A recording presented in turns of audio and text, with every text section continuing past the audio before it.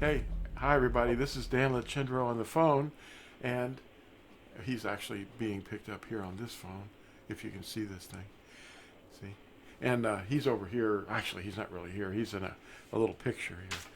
Well, what do you want me to make you look like you're inside of this time?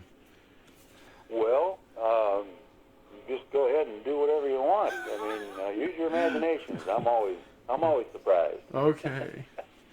Yeah, the back of the new article, The Awakening, the Watchmen, there's a picture of the Arch of Titus and the Colosseum in Rome. Yeah, that's right. Yeah. Mm-hmm. Built with the wealth of Jerusalem. That's right. Yeah. Well, there's just a lot of things going on here. It's like I'm hearing a little bit more about the commandments, talking about keeping the commandments from a couple different sources, but Yeah. they don't really, I don't think they really push it enough as to why it's important. And then, of course, they don't have the appointed time, so, I mean, how can you basically keep the fourth commandment and ignore the appointed times? Because that's Sabbath also.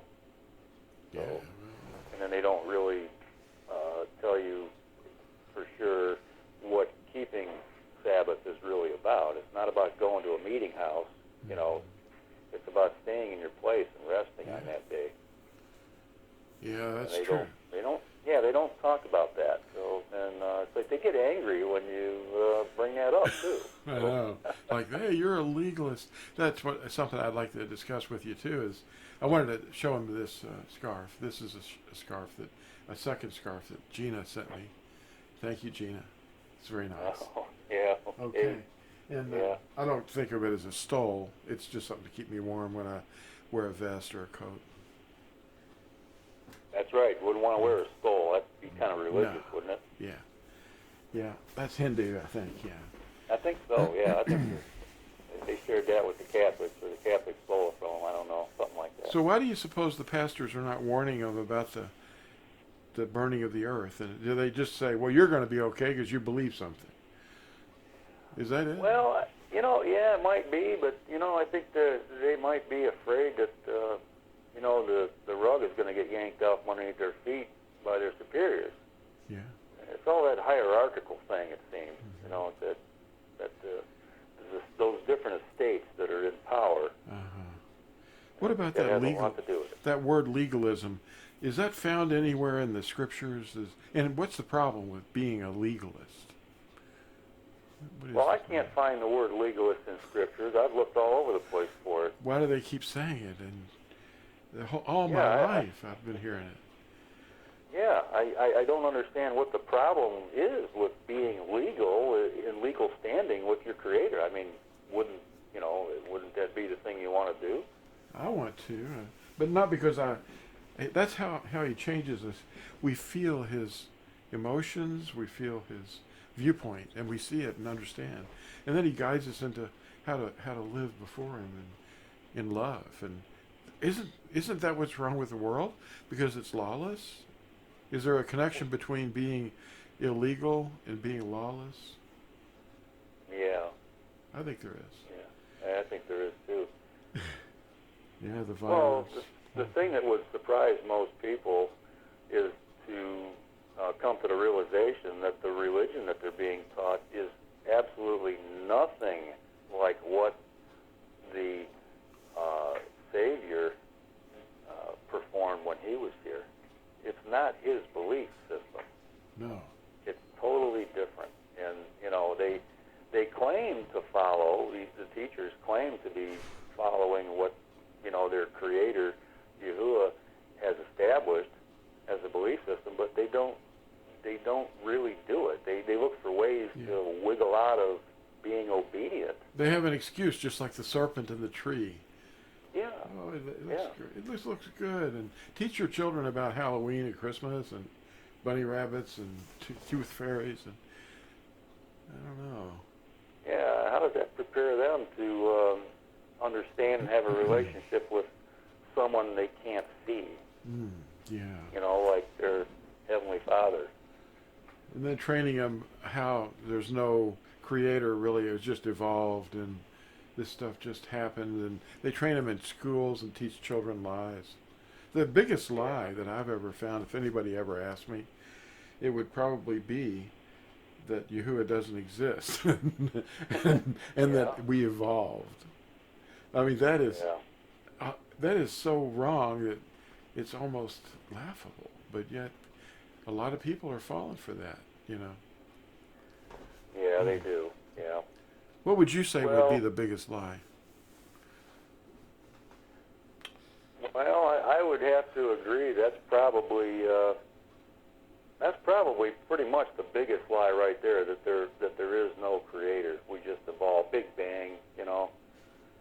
I think the Big Bang fact instead of the Big Bang theory. Yeah. I think is what they're teaching. Like they know for sure, you know. But yet, you know, when I read scripture, it's like we have to have an absolute, okay, to measure and gauge everything by. Isn't it reality? Isn't reality the truth? And yet they think they're in that's a religion that they're teaching. Evolution is a religion. Right. It's an unprovable belief system. Mm-hmm. Yeah, you just look around. I mean, you can see that, you know, if things evolved from, you know, two tiny amoeba in some pond scum and turned into an eyeball or whatever, then, you know, why are there so-called these species now? Why are we losing so many species as time goes on? Oh, the species are just dropping off I think there's like 2,000 species a year perishing. But where's that first tree that came wandering out of the ocean and planting itself on the land? Where is it? Yeah, exactly. There's some old ones, though, that after the flood, which a lot of people deny, but there's old trees that are over 2,000 years old. Mm-hmm. Yep. Well, actually, the oldest trees, I think, are even older. The ones that were after the flood, they're growing like teenagers, too. But they're over 4,300 years old. And yeah, I remember running across that information, yeah. Well, that kind of, I don't know, kind of throws that theory out of the water about evolution, huh? Mm-hmm. I really get a chuckle when I hear these movies that we might rent from some place, and we hear the narrator say, 5 million years ago, these creatures were wandering on this Sahara, this area, and they're describing these same creatures being there 5 million years ago, and they're wandering through the jungle or whatever. No way. Yeah. I mean, they were there, but not 5 million years ago, you know. Oh, I know. It's just, well, it's strong delusion. Yeah. What it is. People are, ever since the name was removed in the commandments, and the search for truth and the love of the truth, people don't have anymore. And because of that, they're given this strong delusion to believe these lies that teachers are promulgating. Yeah, we need to tell them about the prefaces. Go to the preface of your translation and read what the translators said. They took the name out and they put a device replacing the name. This is a white stone I'm holding up to the camera, and it's the name. It's mentioned in Revelation 2:17, the one that you know, he gives you a white stone, and the name on that stone can only be received by the one that receives the white stone. But it's a metaphor. But the name is real, and they don't know what it is because the pastors have not taught them. No, they haven't. And instead, what the pastors, some of the pastors, the ones I've encountered, are teaching people that white stone contains a new name for them. Yeah. What? I don't understand that. Why? I mean, why would we be given a new name? I mean, my name's Daniel. I've been Daniel ever since I was born. Probably before I was born, because I was in Yahuwah's mind. So he knew what I was going to be named before I was born. And I would think that would be the name that would be written in the book of life. So why would, I don't know. It just doesn't make sense to me. Well, there's people that are making up names for themselves, too, and giving themselves names. And we don't have that authority. No. No. People have accused me of making my name up, and they said, "Oh, I get it. You made that name up, didn't you?" No. I've been who I am. Why would I be somebody else? It's hard to be somebody else when you're not who you are. And well, yeah, and that can really get twisted up there. well, don't quote me on that one, but wow. So, which of those articles stood out?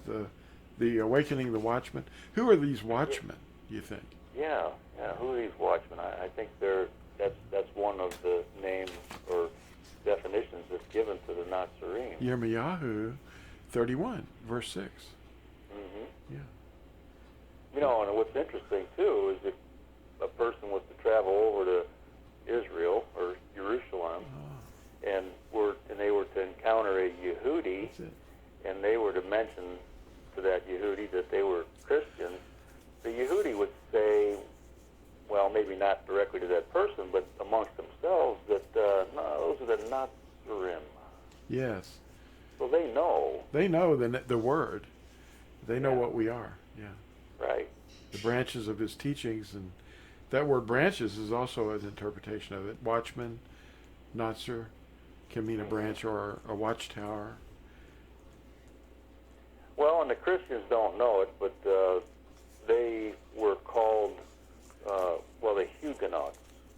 Okay, Yeah. the Waldensian people, the Huguenots. There was another Passagenes. They were basically Natsarim. Yeah, that word wall and pass meant that we were in the valleys and hiding from the magisterium that wanted to kill us. Right. Yep. Yeah, Christians was just it was a derogatory title that was given to people. They were called that by the non-believers at that time with term of scorn. I know we've covered that before in past talks.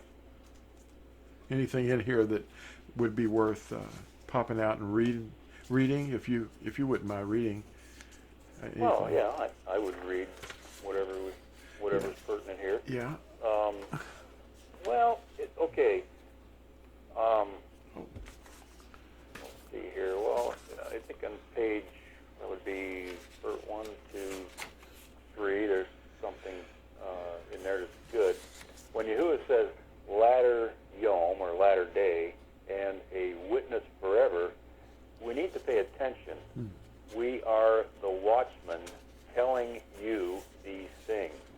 So why do you suppose the Christian pastors have never warned you? Is it possible they are not witnesses of Yahuwah, but are really serving the dragon by teaching everyone to just believe while disobeying?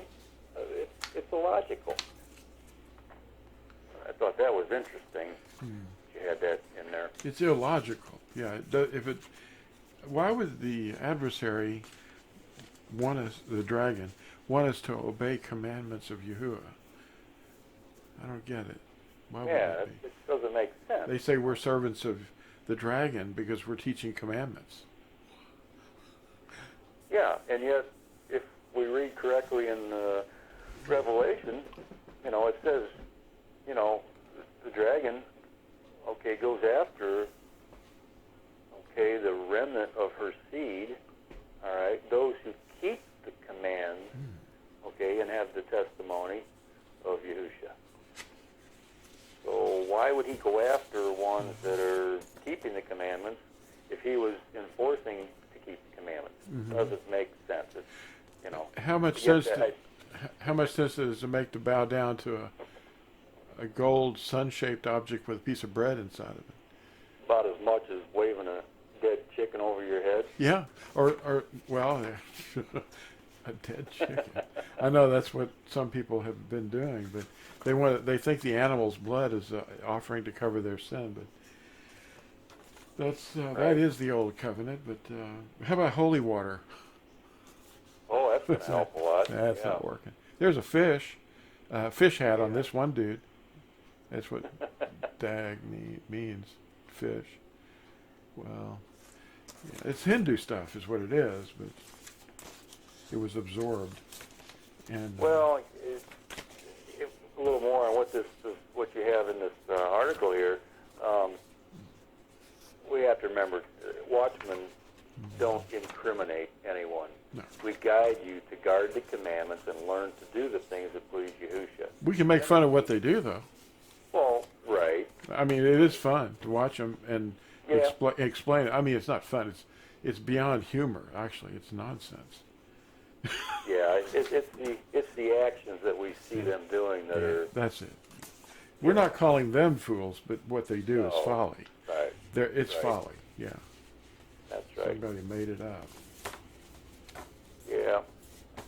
Men's teaching authorities are not pleasing to Yahuwah. So, what would it look like? What would life look like if Yahusha instilled a love for his commandments in you? Everyone would despise and ridicule you, especially your family. Are we unkind in any of our words? Why do you suppose we're not? We're not trying to win an argument. Wisdom shows its uprightness by results. And Yahusha wants you to belong to him. He's been calling you for a long time. He's there when you're ready to open the door and invite him into your life. The good tree bears good fruit. The bad tree, bad fruit. Yeah. Yahusha's indwelling produces these fruits: love, joy, peace, patience, kindness, goodness, gentleness, steadfastness, and self-control. And a bad tree can't produce these. It can't, and it So- doesn't want to. That's right. Yeah.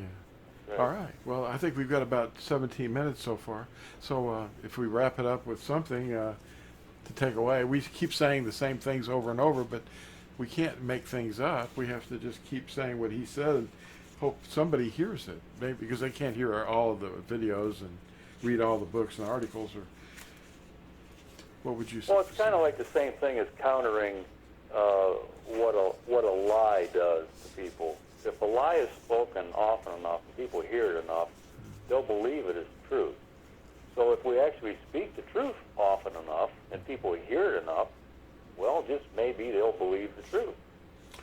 Yeah, it does need to be repeated because you're not going to remember it if you don't keep reinforcing it. In fact, you're supposed to teach your children by posting those commandments on your doorposts and on your gates. And that's a plural thing. If you've got a house, you've probably got more than one doorpost. Right. And you need to put those commandments up on your doorposts or write them yourself. You don't have to have a card. You could just take a magic marker or something, or a permanent marker, and write them on there.